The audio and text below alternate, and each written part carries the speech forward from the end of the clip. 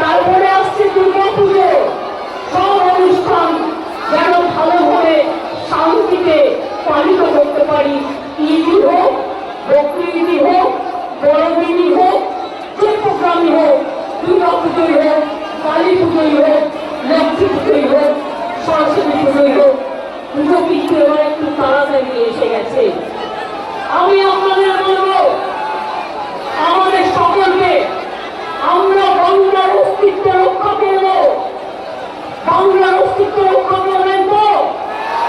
বাংলাই কিন্তু দেশের অস্তিত্ব রক্ষা করবে। তার কারণ বাংলা ছাড়া দেশ চলতে পারে না। মনে রাখবেন, জাতীয় সঙ্গীত কার লেখা? রবীন্দ্রনাথ ঠাকুর। তার জন্মভিটা কোথায়? বাংলায়। এই মাটি জাতীয় সঙ্গীতের হোতা। মনে রাখবেন, নেতাজি সুভাষচন্দ্র বোসের জয় হিন্দ স্লোগান, বাংলাকে স্বাধীনতা যুদ্ধে তোমরা আমাদের রক্ত দাও, আমি দেব স্বাধীনতা, দেশকে এগিয়ে দিয়েছিল। বন্দে মাতরম, দেশকে বন্দনা করার স্লোগান কার? বঙ্কিমচন্দ্র চট্টোপাধ্যায়। তার বাড়িটাও বাংলায়। মনে রাখবেন, আমাদের গান্ধীজি গুজরাটের মানুষ হলেও তিনি জীবনের অধিকাংশ সময় কাটিয়েছেন বাংলায়। এটা কখনো ভুলে যাবেন না।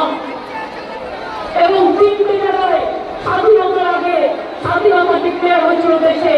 তার মধ্যে একটা সাম্যলিপ্তি সরকার, একটা বালিয়া, আর একটা হয়েছিল সম্ভবত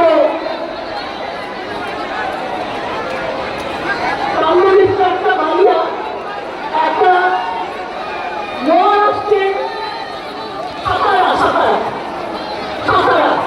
তাহলে বাংলা ছাড়া স্বাধীনতা আসতো না, বাংলা ছাড়া গণজাগরণ হতো না, বাংলা ছাড়া সতীদাহ নিবারণ হতো না, বাংলা ছাড়া বিধবা বিবাহ চালু হতো না, বাংলা ছাড়া বাল্য বিবাহ বন্ধ হতো না, বাংলা ছাড়া বর্ণ পরিচয় কোথায় পাবেন? ও আমার দেশের মাটি, তোমার পরে ঠেকাই মাথা, সারে জাহাঁ সে আচ্ছা হিন্দুস্তান हमारा, এটা মাথায় রাখতে হবে। মনে রাখবেন, আমি এখন আমার করি নজরুল লিখেছিলেন, সামনের গান গাই, আমার চোখে পুরুষ রমণী কোনো ভেদাভেদ নাই, বিশ্বে জাতির মহান সৃষ্টি চিরকল্যাণ পর, অর্ধেকটাই করিয়াছে নারী, অর্ধেকটা নর।